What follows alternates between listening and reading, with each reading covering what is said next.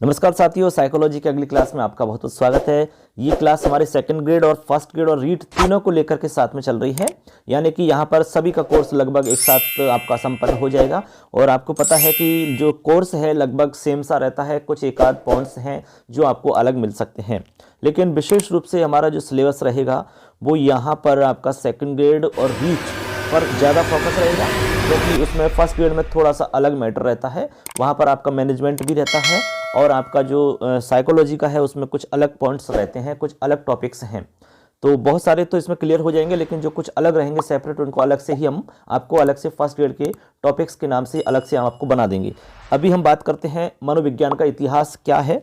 इससे रिलेटेड भी आपको प्रश्न पूछे जाते हैं एग्जाम में, तो हमने यहाँ पर कोशिश की है कि आपके सवाल इनमें से मिल जाएंगे। हमने सारी बातों को यहाँ पर एक साथ संकलित करने का प्रयास किया है। देखिए, हमारा टॉपिक रहेगा मनोविज्ञान का इतिहास।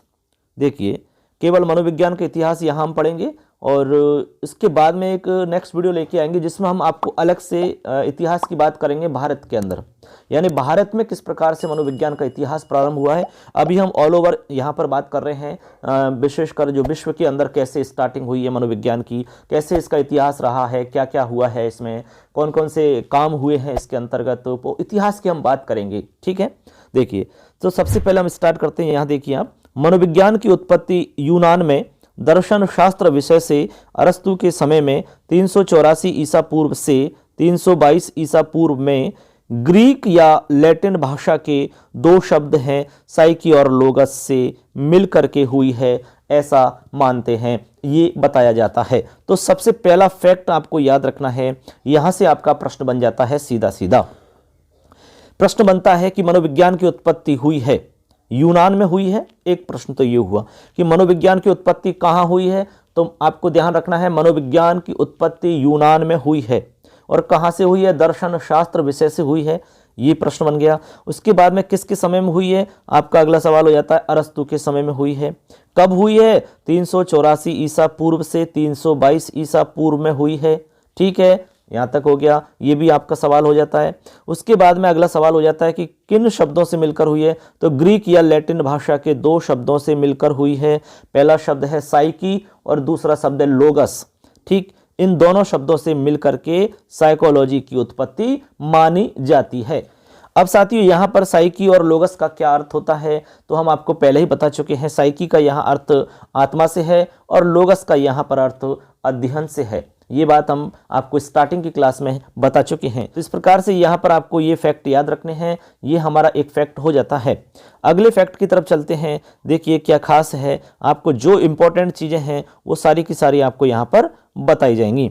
अब देखिए, अगला हमारा जो प्रश्न बन सकता है यहाँ से ये बन सकता है कि मनोविज्ञान शब्द का सर्वप्रथम प्रयोग एवं मनोविज्ञान का नामकरण अथवा मनोविज्ञान की प्रथम पुस्तक साइकोलॉजिया, ठीक है, जिसको हिंदी में हम मनोवैज्ञानिका भी कहते हैं, इनकी रचना 16वीं सदी में यानी कि 1590 में इटली में हुई।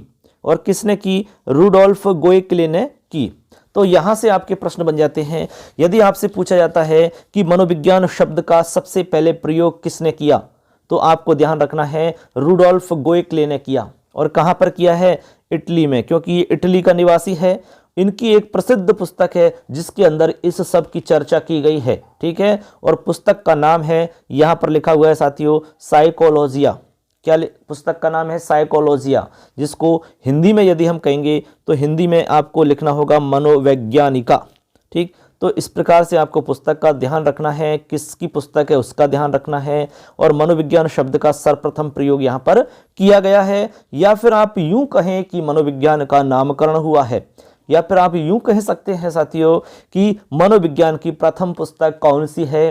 तो देखिए, इतिहास से रिलेटेड आपके जो जो फैक्ट हम बता रहे हैं वहां से आपके प्रश्न निश्चित बनते हैं, इसलिए आपका सवाल गलत नहीं होगा। बस ये छोटा सा वीडियो आपको सुन लेना है, समझ लेना है और चैनल को सब्सक्राइब कर लेना, बेल आइकन को प्रेस कर लेना, अपने दोस्तों को शेयर कर देना।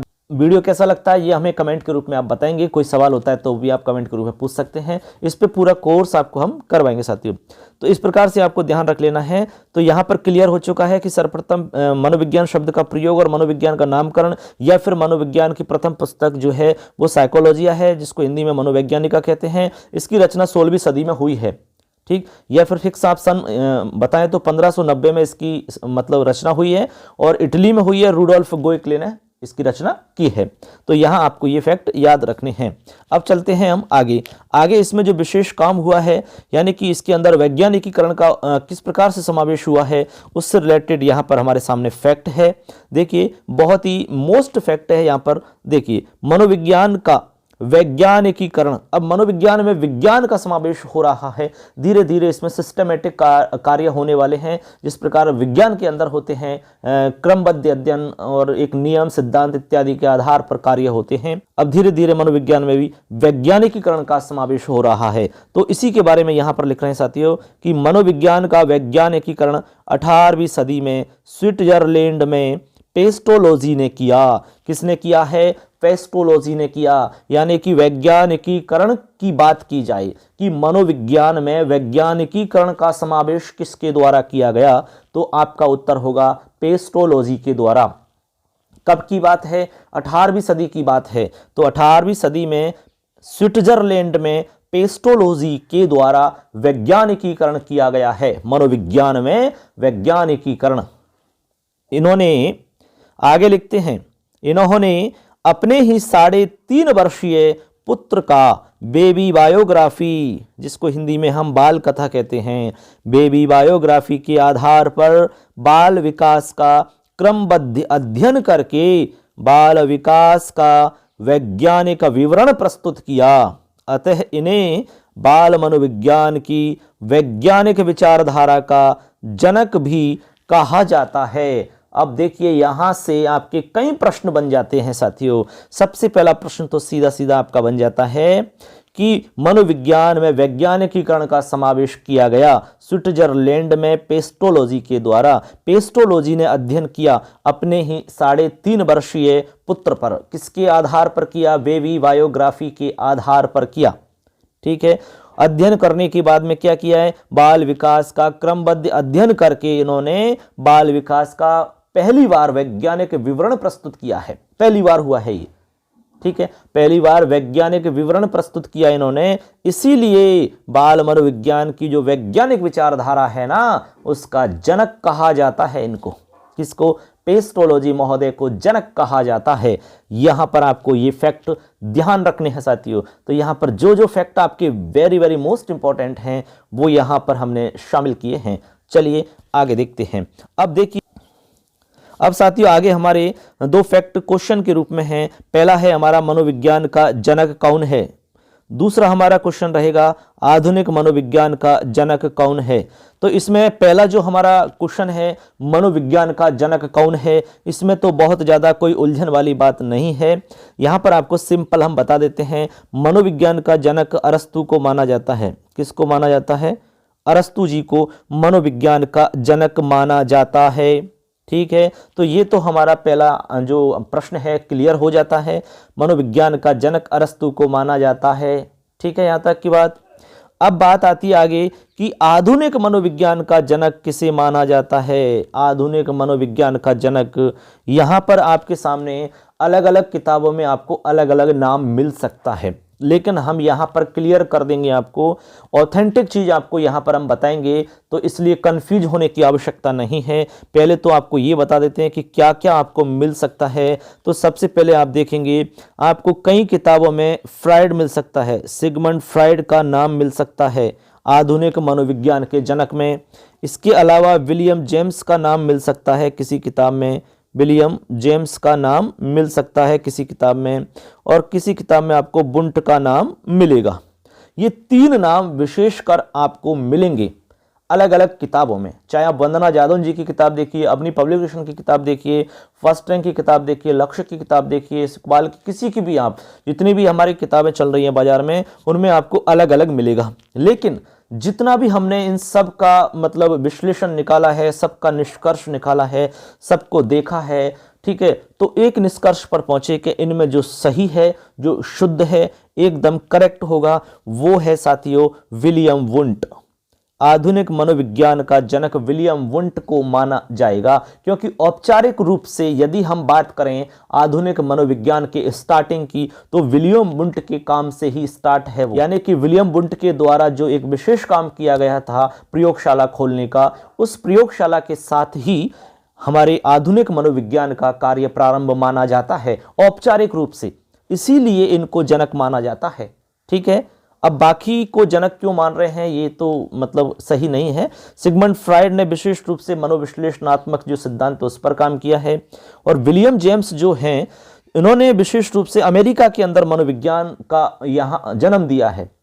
और जो विलियम जेम्स जी हैं इन्होंने अमेरिका में मनोविज्ञान की नींव रखी है, तो मनोविज्ञान का जनक अमेरिका में इनको मान सकते हैं। लेकिन ऑल ओवर बात करें तो इनको आधुनिक मनोविज्ञान का जनक नहीं कहा जा सकता है। हम आपको ऑथेंटिक फैक्ट बता रहे हैं आपको। चलिए हम 11वीं क्लास में जो किताब चलती है साइकोलॉजी की, उस पर लेके चलते हैं और किताब में आपको बताते हैं कि वहाँ क्या लिखा है, उससे आपको क्लियर हो जाएगा। ठीक है, चलिए, क्योंकि वो तो ऑथेंटिक है ना, गाइड थोड़ी ऑथेंटिक रहेंगी आपको, वो तो ऑथेंटिक है, गवर्नमेंट की बुक है, ऑथेंटिक मानी जाएगी। चलिए उसमें आपको दिखाता हूं मैं क्या लिखा हुआ है, उससे क्लियर हो जाएगा। तो देखिए साथियों, हम यहाँ पर 11वीं क्लास की बुक पर आ चुके हैं। देखिए मनोविज्ञान का विकास यहाँ पर लिखा हुआ है, और ये 11वीं क्लास की आपकी किताब है, एनसीईआरटी की बुक है 11वीं क्लास की, आप देख सकते हैं। यहाँ पर आपका पेज नंबर 8 है, उस पेज नंबर 8 पे आपको ये जानकारी मिलेगी। आपके पास बुक है तो आप बुक में चेक कर सकते हैं। अब देखो यहाँ पर क्या लिखा है, मैं आपको एक बार बताता हूँ, उससे आपको क्लियर हो जाएगा। देखिए यहाँ पर साफ साफ लिखा हुआ है साथियों।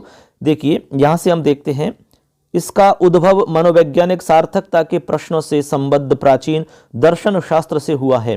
तो दर्शन शास्त्र से हुआ है ये तो हम जानते हैं, ये तो सबके लिए क्लियर बात है। आगे कह रहे हैं कि हमने उल्लेख किया है कि आधुनिक मनोविज्ञान का औपचारिक प्रारंभ, अब देखना आप यहां से अच्छे से समझना, आधुनिक मनोविज्ञान का औपचारिक प्रारंभ 1879 में हुआ, जब विलियम वुंट ने लिपजिंग जर्मनी में मनोविज्ञान की प्रथम प्रायोगिक प्रयोगशाला को स्थापित किया। समझ गए बात को? यानी कि कब से माना गया है आधुनिक मनोविज्ञान का औपचारिक रूप से प्रारंभ माना गया है 1879 में, जब विलियम वुंट ने लिपजिंग नामक स्थान पर मनोविज्ञान की प्रथम प्रयोगशाला स्थापित करी, तभी से माना जाता है। अब जब इनके काम से माना जाता है तो जनक भी तो इन्हीं को माना जाएगा, बाकी लोगों को क्यों माना जाएगा भाई? क्योंकि इन्होंने जो विशेष काम किया, पहली बार हुआ है दुनिया के अंदर प्रयोगशाला खोलने का काम 1879 में, और इसी वजह से इनको जनक कहा जाता है। ठीक है, तो हमारे हिसाब से बिल्कुल फैक्ट है, एकदम सही है, और कोई भी कंफ्यूजन यहां पर नहीं है। ठीक है साथियों, तो ये 11वीं क्लास की बुक है, पेज नंबर 8 है, आप चेक कर सकते हैं, देख सकते हैं। चलिए आगे चलते हैं।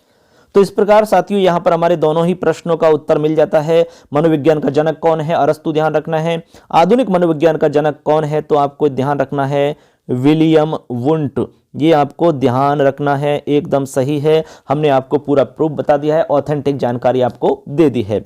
चलिए आगे चलते हैं। आगे यहाँ पर लिखा हुआ है, देखिए यहाँ स्क्रीन पर आप देख पा रहे होंगे, लिखा हुआ है कि मनोविज्ञान का जनक अरस्तु को माना जाता है क्योंकि इन्होंने मनोविज्ञान को दर्शन शास्त्र से अलग करने का विचार सबसे पहले दिया। ये बात भी यहाँ पर स्पष्ट कर दी गई है। मनोविज्ञान का जनक अरस्तु को माना जाता है, ये बात हम पहले ही बता चुके हैं, लेकिन क्यों? क्योंकि मनोविज्ञान को दर्शन शास्त्र से अलग करने का जो विचार दिया है वो सबसे पहले अरस्तु जी ने दिया है, इसीलिए माना जाता है। ठीक है, चलिए आगे चलते हैं। हर लाइन से प्रश्न आपका बन रहा है, वेरी वेरी मोस्ट इंपॉर्टेंट। अब देखिए यहां पर लिखा गया है, अब देखिए एक फैक्ट और हमने यहां पर लिखा है, इसको भी आप समझें। मनोविज्ञान का उपजनक यहां पर याद रखना है विलियम वुंट को माना जाता है, और विलियम वुंट के लिए हमने एक और आपसे बताया कि विलियम वुंट को आधुनिक मनोविज्ञान का जनक कहा जाता है। आधुनिक मनोविज्ञान का जनक कहते हैं और मनोविज्ञान का उपजनक विलियम वुंट को कहते हैं। हालांकि जनक में आपको बताया हमने कि मनोविज्ञान का जनक कौन है, अरस्तु है, लेकिन मनोविज्ञान का उपजनक कौन है तो विलियम वुंट है, और आधुनिक मनोविज्ञान का जनक कौन है तो विलियम वुंट है। ऐसे आपको ध्यान रखना है।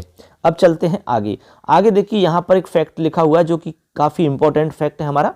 देखिए यहां पर लिखते हैं कि लुम्सडेन एवं पिल्सबरी ने अरस्तु को विश्व का प्रथम मनोवैज्ञानिक माना है। यदि यहां पर प्रश्न आ जाता है कि लुम्सडेन एवं पिल्सबरी के अनुसार विश्व का प्रथम मनोवैज्ञानिक कौन है, विश्व का प्रथम मनोवैज्ञानिक कौन है, तो आपको नाम बताना है अरस्तु जी को। यानी अरस्तु जी को इन्होंने विश्व का प्रथम मनोवैज्ञानिक माना है। किन्होंने? लुम्सडेन और पिल्सबरी ने क्या माना है? अरस्तु को विश्व का प्रथम मनोवैज्ञानिक स्वीकार किया है कि दुनिया के पहले साइकोलॉजिस्ट हुए हैं अरस्तु जी, ऐसा इन्होंने माना है।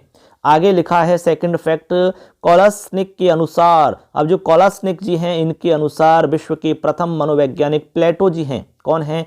प्लेटो। इन्होंने प्लेटो को माना है। तो यहां पर दो फैक्ट हैं, आपको दो अलग अलग फैक्ट ध्यान रखने हैं। लुम्सडेन पिल्सबरी के अनुसार विश्व का प्रथम मनोवैज्ञानिक अरस्तु को माना जाता है और कोलासनिक के अनुसार विश्व के प्रथम मनोवैज्ञानिक प्लेटो को माना जाता है। ऐसे आपको दो अलग अलग बात ध्यान रखनी है।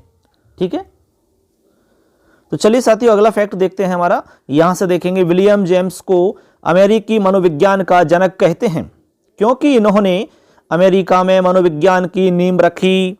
तो ये बात आपको ध्यान रखनी है, विलियम जेम्स का जो नाम है वो अमेरिका में आता है। यानी अमेरिकी मनोविज्ञान का जनक कौन है यदि ऐसा प्रश्न पूछा जाता है तो वहां आपका उत्तर होगा विलियम जेम्स। क्यों? क्योंकि इन्होंने अमेरिका में मनोविज्ञान की नींव रखी। यानी मनोविज्ञान की जो शुरुआत की है, स्टार्टिंग जिन्होंने की है अमेरिका के अंदर, उनका नाम है विलियम जेम्स। विलियम जेम्स ने ही शुरुआत करी है, इन्होंने ही नींव रखी है यहां पर, इसीलिए इनको यहां का जनक कहते हैं, यानी कि अमेरिकी मनोविज्ञान का जनक कहते हैं। यहां पर आगे लिखते हैं साथियों कि और सन 1890 में मनोविज्ञान की सर्वश्रेष्ठ पुस्तक प्रिंसिपल ऑफ साइकोलॉजी के माध्यम से आदत एवं आत्म संप्रत्य का विचार दिया इन्होंने। तो यहां पर एक प्रश्न और बन जाता है कि मनोविज्ञान की सर्वश्रेष्ठ पुस्तक कौन सी है, तो आपको उत्तर देना होगा प्रिंसिपल ऑफ साइकोलॉजी। दूसरा प्रश्न बन जाता है कि प्रिंसिपल ऑफ साइकोलॉजी पुस्तक के लेखक कौन हैं, तो याद रखना है विलियम जेम्स ने लिखी है पुस्तक। और कब लिखी है? 1890 में ये पुस्तक लिखी है। इस पुस्तक में इन्होंने क्या बताया है, तो इस पुस्तक में इन्होंने आदत एवं आत्म संप्रत्य का विचार दिया, सेल्फ कंसेप्ट, ठीक है, और आदत, इन दोनों का विचार इन्होंने यहां पर दिया है अपनी पुस्तक प्रिंसिपल ऑफ साइकोलॉजी में, जिसको मनोविज्ञान की सर्वश्रेष्ठ पुस्तक माना जाता है। और यह पुस्तक आपकी 1890 में लिखी गई है। तो इस प्रकार से यहां पर आपको ये फैक्ट ध्यान में रख लेना है। अब हम चलते हैं आगे। आगे हमारा फैक्ट है कि यहां पर हमने प्रश्न के रूप में फैक्ट यहां पर लिखा है। तो साथियों यहां पर अगला हमारा फैक्ट क्वेश्चन के रूप में है, मनोविज्ञान का उपजनक कौन है? आप बता सकते हैं, आपको हम बता चुके हैं। तो मनोविज्ञान का उपजनक विलियम वुंट को माना जाता है। किसको माना जाता है? विलियम वुंट को माना जाता है। दूसरा हमारा जो प्रश्न है वो है मनोविज्ञान की जननी किसे कहते हैं, तो आपका उत्तर हो जाएगा दर्शन शास्त्र को मनोविज्ञान की जननी कहते हैं। किसको कहते हैं? दर्शन शास्त्र को मनोविज्ञान की जननी कहा जाता है, क्योंकि मनोविज्ञान का जन्म यहीं से हुआ है, वहीं से उद्भव हुआ है। इसीलिए मनोविज्ञान की जननी यदि पूछते हैं तो दर्शन शास्त्र आपको बताना होगा, मनोविज्ञान का उपजनक आपको विलियम वुंट बताना होगा।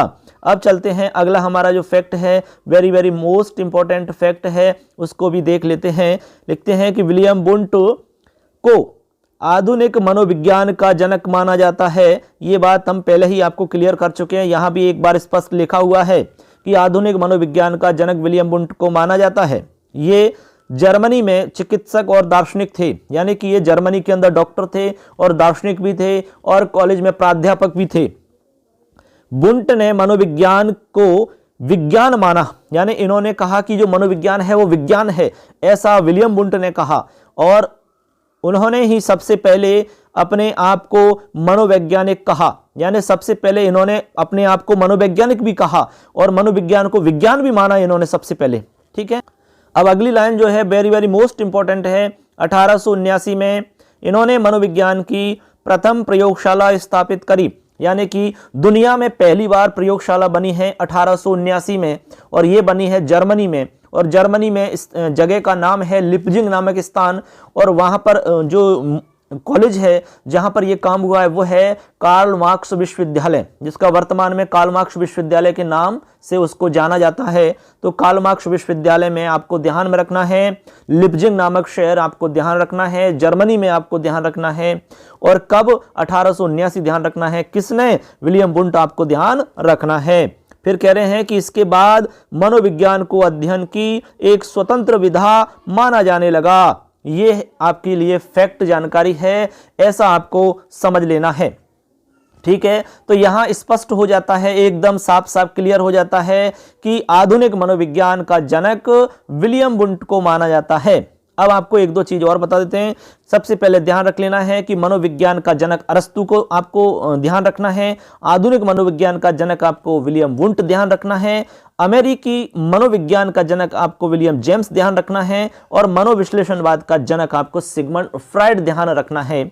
अब यहां आपको सब कुछ क्लियर हो गया होगा, तो आशा करते हैं कि ये सारी चीज आपको समझ में आ गई होंगी। इन फैक्ट से आपके निश्चित रूप से प्रश्न आपके आएंगे, चाहे सेकंड ग्रेड की तैयारी कर लो, फर्स्ट ग्रेड की कर लो, चाहे रीट की कर लो, निश्चित रूप से आपके प्रश्न इसमें से आने ही होते हैं।